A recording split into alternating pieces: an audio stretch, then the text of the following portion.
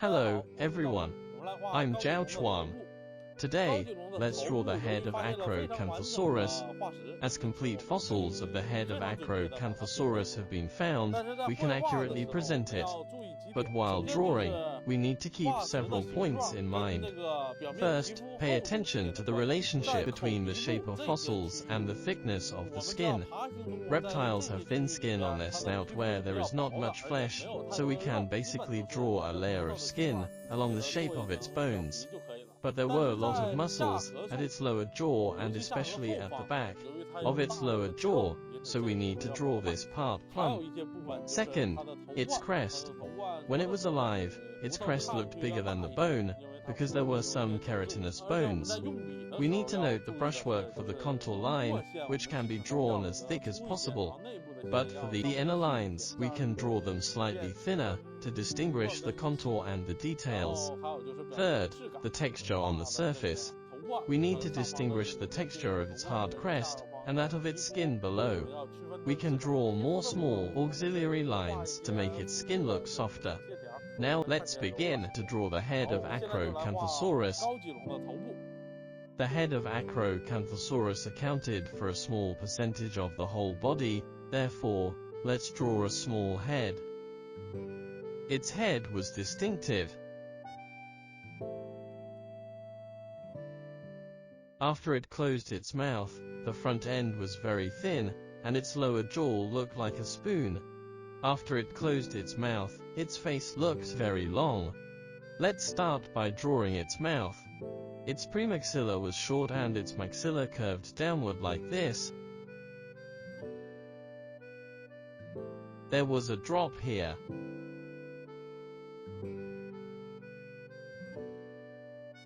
The edge of its maxilla was flat and looked straight.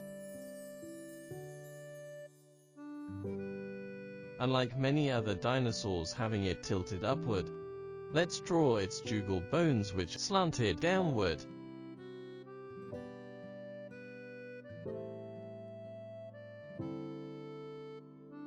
Then let's draw its teeth. The front teeth at its premaxilla were small.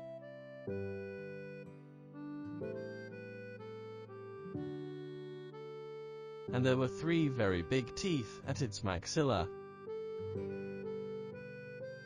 The following teeth got smaller and smaller.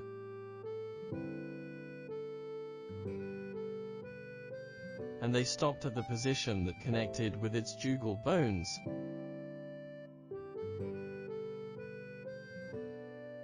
Next, let's draw the outline of its skull upward. We first draw its nose, the front of which tilted backward along this line. Here, let's draw a prominent edge. Moving upward, we draw its nasal bone.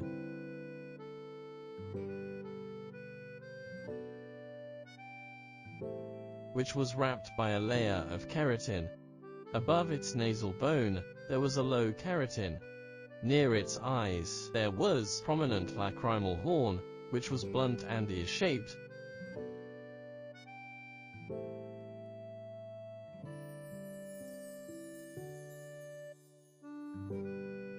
With the middle sunken. Behind its lacrimal horn were its eye sockets. There was an eyebrow-like keratin tilting downward, a lump.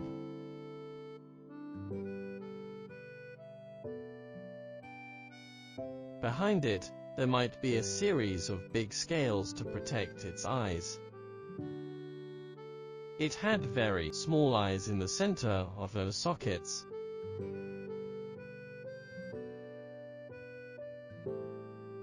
Below its lacrimal horn, there was a large opening if seen from the skull, and this opening was called an orbital fenestra. Let's draw the outline of its antorbital fenestra forward. So this made its maxilla formed a triangle. There was a vague boundary between the front of its maxilla and its premaxilla, and the boundary extended backward. Meanwhile, It distinguished the keratin above its nose from the skin on the two sides. Now let's draw its nostrils at the lower position. In the front of its mouth, that is, above its teeth, we can use thin lines to draw some big scales.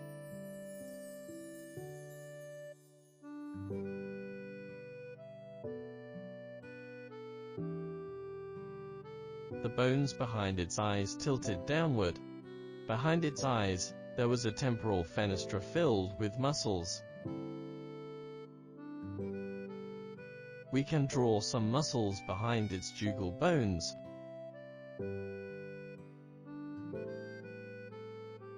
Next, let's draw its lower jaw.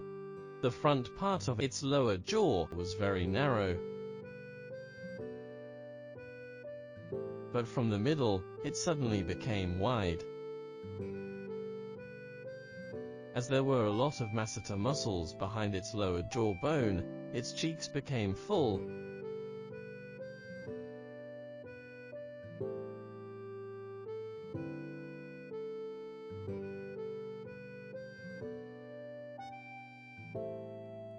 And the whole lower jaw looked like a spoon. Here, let's draw its ear hole.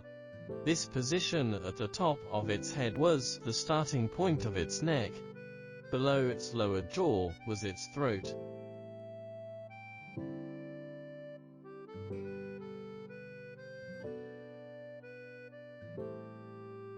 Behind its ears were its muscles.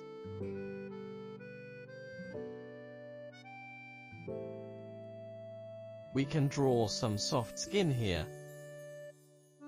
At the back of its head that connected its neck, let's draw some folds. On its throat, we can draw such folds as well. Good, like this, we've finished drawing the head of Acrocanthosaurus.